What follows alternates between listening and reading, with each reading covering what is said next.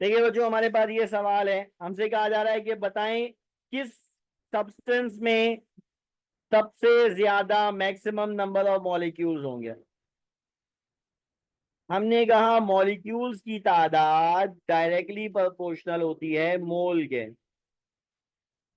मोल जितने ज्यादा होंगे मॉलिक्यूल्स उतने ज्यादा होंगे। अब जिसके मोल ज्यादा उसके मॉलिक्यूल ज्यादा। अब ये कैसे पता चलेगा? देखो, अगर मैं यहां जाऊं तो मास कितना है 1, मॉलिक्यूलर मास कितना है 2। अगर मैं नाइट्रोजन के लिए जाऊं तो मास कितना है 10, मॉलिक्यूलर मास कितना है 28। अगर मैं ऑक्सीजन के लिए जाऊं तो मास कितना है 22। ऑक्सीजन गैस का मॉलिक्यूलर मास कितना होता है 32। और अगर मैं कार्बन डाइऑक्साइड के लिए जाऊं तो मास कितना है 44, मॉलिक्यूलर मास कितना होता है 44। अब यहाँ किसके मोल सबसे ज्यादा हैं? यहाँ किसके मोल सबसे ज्यादा हैं? अब देखो कैसे पिक करेंगे मेथड।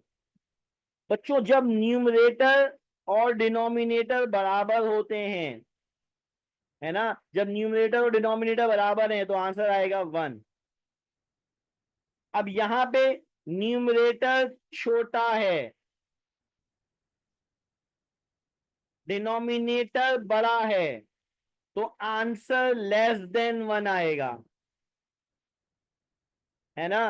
इसी तरह ये न्यूमरेटर छोटा, डिनोमिनेटर बड़ा, तो आंसर लेस देन 1 आएगा।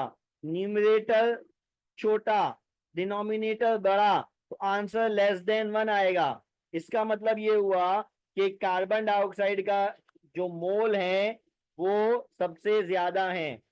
कार्बन डाइऑक्साइड के मोल सबसे ज्यादा है। अब अगर कार्बन डाइऑक्साइड के मोल सबसे ज्यादा हैं तो इसका मतलब इसके मॉलिक्यूल की तादाद भी सबसे ज्यादा होनी चाहिए, है ना। जब न्यूमरेटर और डिनोमिनेटर बराबर हैं तो आंसर आएगा 1।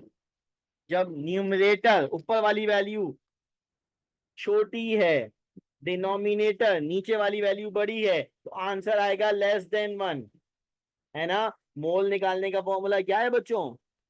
मोल निकालने का फॉर्मूला क्या है? Mole is equals to mass by molecular mass, है ना, यही है ना फॉर्मूला। इससे निकालेंगे हम।